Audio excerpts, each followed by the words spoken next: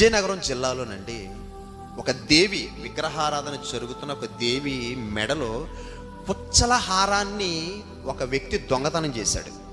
పోలీసులు ఆ పుచ్చల హారాన్ని ఎవరు దొంగలించారా అని చాలా అసలు రాష్ట్రంలో ఆ ఏరియాలో రౌడీ షీటర్గా దొంగతనం చేసేవాళ్ళు ఎవరైతే ఉన్నారో వాళ్ళందరినీ పిలిచి విచారణ చేశారు.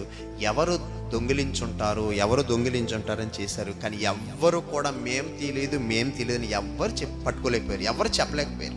ఒక 4 నెలలు 3 నెలలు గడిచిన తర్వాత అండి ఒక వ్యక్తి ఆ పుచ్చల హారాన్ని పట్టుకుని పోలీస్ స్టేషన్కి వెళ్ళి లొంగిపోయాడు. పట్టుకెళ్ళిన వ్యక్తి ఎవరు, ఎక్కడ ఏ ఊరికి చెందిన వ్యక్తి? స్టోట్టపురం అనే ఒక గ్రామానికి చెందిన వ్యక్తి. పోలీసులందరూ ఆశ్చర్యపోయారు, ఇదేంటిది, ఈ పుచ్చలహారం కొరకు మేము 4 నెలలు నెతికాం కదా, కనబడలేదు, దొరకలేదు, ఇప్పుడు నువ్వెందుకు తీసుకొచ్చావంటే అతను చెప్పిన మాట ఏంటంటే, ఏమండి ఈ పుచ్చలహారాన్ని దొంగతనం చేసినప్పుడు నేను ఒక దొంగని, కానీ ఈ పుచ్చలహారాన్ని దొంగతనం చేసిన తరువాత సేవకుడు వాక్యం చెప్తున్నాడు, శ్రమ దినాలలో ఒక సేవకుడు వాక్యం చెప్తున్నాడు.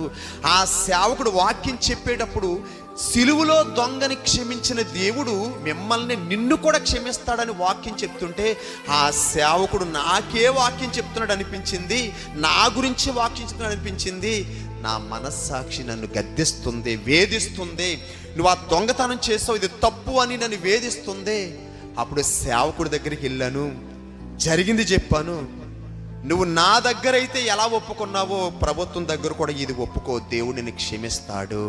ఎందుకంటే దేవుడు పెట్టిన 10 ఆజ్ఞలలో దొంగతనము చెయ్యకూడదు అనే ఆజ్ఞ ఒకటి ఉంది అని చెప్పాడని ఈ దొంగ పోలీస్ స్టేషన్లో లొంగిపోయాడండి. ఎందుకు లొంగిపోయాడు? మనస్సాక్షి గద్దించింది, మనస్సాక్షి వేధించింది. అందుకనే ఈ దొంగ పోలీస్ స్టేషన్లో లొంగిపోయాడు.